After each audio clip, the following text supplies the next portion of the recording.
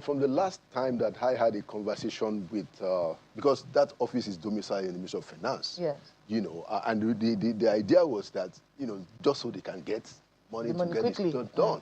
But I don't think that they have advanced very significantly. The last time I was trying to get involved in the matter, it was a question of, you know, they haven't released the money. So I don't know how far the Safe School initiative has gone, you know, regrettably. You know, but to come back to the issue of the governor, which is the second point that, that Marco had raised, you know, I think that if you don't look at what Governor Makinde has said, if you remove the political perspective, you know, which, yeah, it is legitimate for people to say, okay, you know, but what he's saying essentially is that Nigerians, including himself, a governor, does not trust our institutions. And that is something that ought to give all of us a bit of concern. You know, if he's saying that we don't know what happened. Now, he is the chief security officer of Oyo State.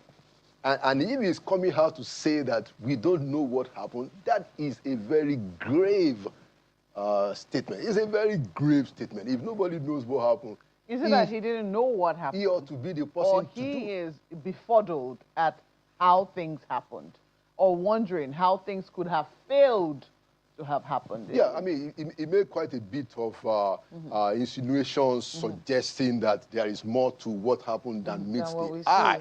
You know, so, and of course, you know, it's political season, so, you know, people making political implications is also open season for that.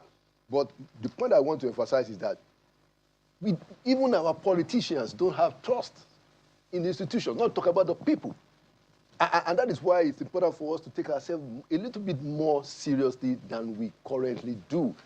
And yes, you know, I think Ambassador Jimoh Ibrahim has responded that, look, Mr. Governor, you don't know what I'm talking about. You know, United Nations has no business about internal investigations. You know, Nigeria has its own structures, you know, which is a correct position by the ambassador. But the point of the governor is that we don't trust ourselves. We need to build institutions that are not partisan. We need to build structures that, you know, whether you are in power today or you are out of power tomorrow, it will give us what it ought to give us.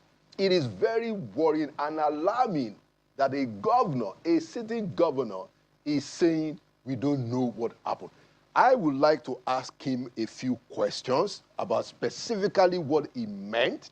You know, if we had the opportunity, people should ask him. People should ask Makinde, okay, tell us specifically what are your specific areas of doubt. Because, so what we know is that those people were, you know, abducted, I think, on May 15, you know, on May 17, you know, about, you know, one of them was beheaded. We saw the video. Another person died, you know, and the military and, you know, they organized, and now they've been released.